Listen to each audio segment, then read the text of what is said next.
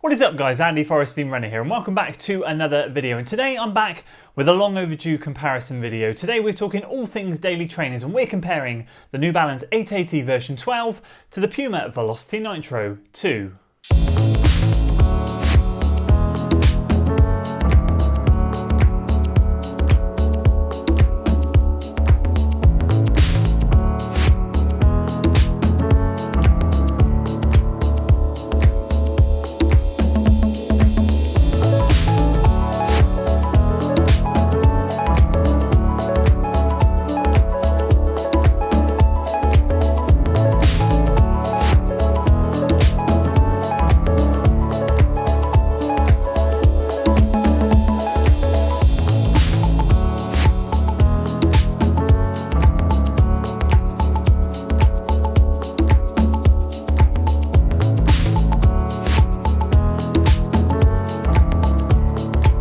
So I'm excited to share my thoughts on both of these brand new models for 2022 with you guys, stack them up against each other and compare how I've been finding them whilst I've been in my daily trainer rotation. As you guys know, or a lot of you guys know, I have certain shoes with certain elements of my running, and these couple of shoes right now are being split with the mileage along with another shoe in terms of my daily trainer usage. My easy runs mainly. I'm going to share with you guys my thoughts on how I'm finding them, which one I prefer and which one might work for you best, because of course that's the main thing here. I'm going to give you hopefully some bits of information and share some thoughts that might help you make some informed decisions on whether either of these two shoes may or may not work for you. If you're excited for today guys, make sure you give it a like, share it with your friends, subscribe to the channel for weekly running content, and we'll start with the 880 version 12. So I'll start off by saying if you're looking for more technical information on both of these shoes, then please do feel free to head back onto the channel. Check out the first impressions videos. That contains everything you'll need to know about these shoes. Today is all about comparing them, the pros and cons,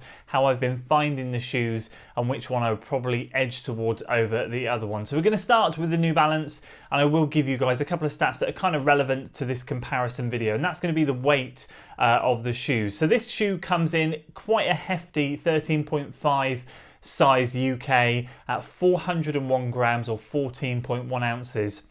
So this is definitely on the heavier side, one of the heaviest shoes that I've tried. I have to say, one of the enjoyable heavy shoes I've tried. I do find sometimes in some of the heavier shoes, they do feel a bit flat and a bit just kind of cumbersome to run in. I don't find that with this shoe. So that's a good thing, but I have to say the weight is there and it's certainly not a positive of this shoe. But that really is so far up to nearly 50 miles in this thing.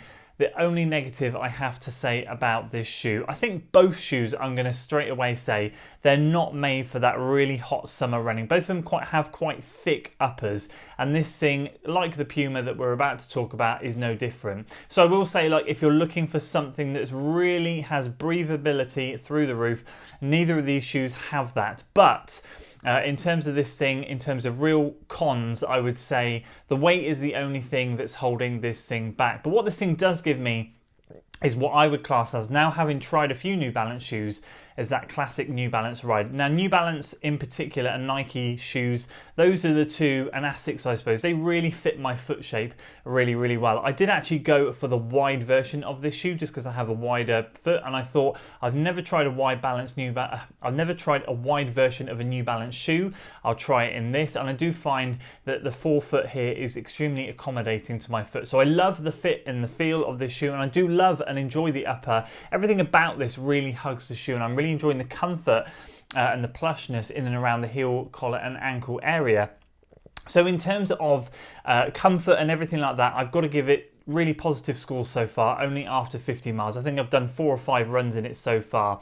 In terms of the fresh foam, it's not my favorite midsole foam. I do prefer New Balance's Fuel Cell. This for me is very much like Nike's version of React. It's kind of that durable, less exciting but more durable foam, something that you're going to get a heck of a lot of miles out of. But having said that, it's certainly not a flat foam. I do feel a good amount of cushion in this shoe. It's certainly not firm. It kind of sits in between that firm and super soft midsole scale. So it sits slap bang in the middle for me. So I do feel like it absorbs everything I need it to on those easy days. And what it does make me do, like most heavier trainers, is it makes me slow down. It certainly makes me run at a more sensible, easy pace. So that again, I suppose, can be drawn as a positive or a negative. I go to this shoe when I know I need to be sensible on my easy run. Sometimes on my easy runs I can get a bit carried away. I know that if training's been going well and I need to have a really relaxed easy run, this is the shoe that I'm going to try and pick up to do that. So overall, I've got to say, so far, really positive vibes from this shoe and feeling really good about it. It's just such a shame with the weight. And moving our attention over to the Puma Velocity Nitro 2. Now this shoe was really exciting for me, really excited to have this in my rotation, and a massive thanks to Nick for making that happen. This has been, I think it's only had 2 or 3 runs in it so far, but I'm starting to get a good feel for this shoe already, and it's becoming very excitable for me. Now the one thing that this has over the edge over the New Balance is going to be the weight, 335 grams, or let me just check my notes, 11.9 ounces. So that's really positive. In terms of a daily trade, that's kind of like where my sweet spot is. Now I'm going to be perfectly honest with you, neither of these two quite touch the Nova Blast for me in terms of just how good that is as a daily trainer. But if we just take a look at comparisons of weight, the Nova Blast for me comes in around 345 grams or tips into the 12 ounce area. This thing comes in slightly lighter again. So for me, that's a massive win. I feel like anything in that low to mid 300 range is perfect for a daily trainer. What this does though, is it does mean that I can get a bit excited in these shoes when I'm on my easy run, and I do kind of love to really run maybe a little bit too quick on my easy days, but you know what, that's just me and my running, and that's what this shoe kind of makes me do. It's just an enjoyable shoe to run in. This again has a 10mm heel to toe drop, same as the New Balance, so both have similarities in that aspect. So if you're looking and you like shoes in and around that drop, then both of them offer that. This thing is just a heck of a lot lighter. In terms of sizing, I should have mentioned on both of them actually. Both of them I find I like to have a full thumb width at the end of a shoe, just for especially that swelling in the summer. Your feet swell and kind of, you know, expand a little bit. I've got to say, both these shoes are more like half a thumb width. This has a little bit more room in length than the New Balance does, but then the New Balance for me, because I went with a wide version, has a little bit more width than this does. So they're kind of like, they balance each other out, they counter each other out. I find the length in this to be perfect, and the width is fine, but the width in the other one, because I went for the wide version, is a lot more accommodating. Now, in terms of uppers and comfort in this thing, I've got to say again, not quite as plush as the 880 version 12, but very plush still, and still extremely comfortable. What I do love about Puma shoes, and every Puma shoe that I've tried so far, and I've tried 3 of them, is I love the upper and the fit of them. They fit me really well. And to be fair, I should put them in the category of shoes with Nike and Asics and New Balance, where this is a shape of a shoe that works well. But where this thing really comes alive for me is the midsole. It's just softer. Again, we're talking about that spectrum, that real firmness one end. We've got the super soft the other end. We're talking about that New Balance being slightly in the middle. I'd say this thing is slightly more towards the softer end of the spectrum. A lot more squidge in this shoe.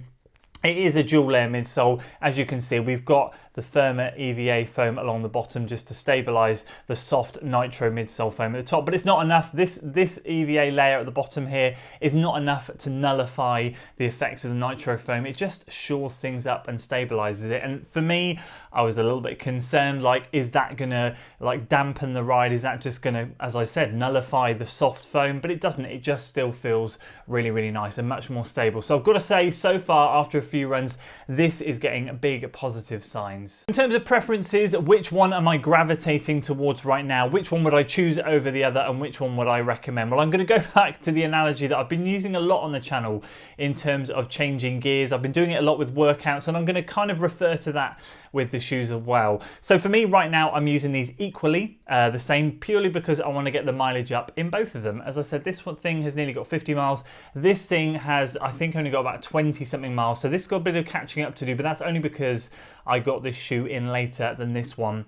And I don't really want either to run away from the other, because I know what tends to happen with shoes coming in for rotation and testing is that once one shoe gets left behind, that can be the end of that shoe. And I love to try and get as much usage out of each shoe as possible. But that doesn't tell you the full picture in terms of which one I prefer. I'm doing that just so that I can get the mileage up in both of them. If I was to choose one of these shoes right now and recommend one, I would certainly go for the Puma shoe. And that for me is, as I said, talking about gears, I feel like this really is a one-trick pony. It's got one gear, and that is a really plodding, easy shoe. I feel like if you want something a little bit more versatile, this thing will go super slow for you, but I also feel like because it's a little bit lighter weight, you could certainly pick up the pace in it a bit more. I feel like I could probably take this up to a moderate pace comfortably. Now for me, that sits somewhere between easy running and marathon pace, so somewhere in the middle. So I feel like both these shoes are great, but I would really struggle to do that in this shoe. It would just feel really heavy and really cumbersome. And so although I look at this shoe and go, yep, I would love to run in this today because I need to run quite easy, I can also do the same in this one.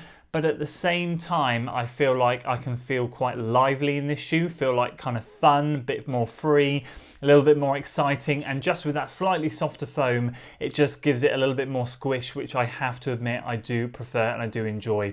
So both great shoes, both doing really well so far, both will continue to ramp up the mileage. But as I said, right now, I think like if you prefer a bit of a lighter, softer, squishier ride, you're certainly going to go for the Puma. If you're looking for something a little bit more ploddy and a little bit more, I just need something to get those base miles in, and you're really not worried about pace, you're just going to take your time out there, then this thing, despite the weight, is something I would certainly consider.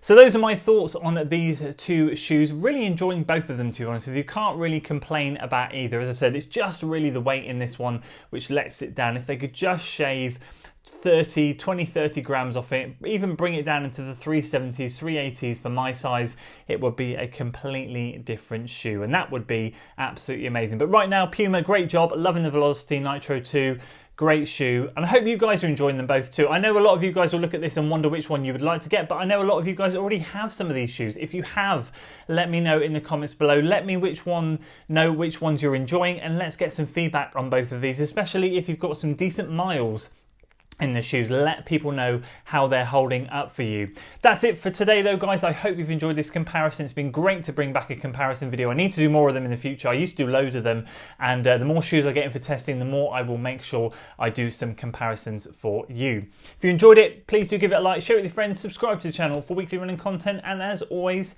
I'll see you on the next one. Until then.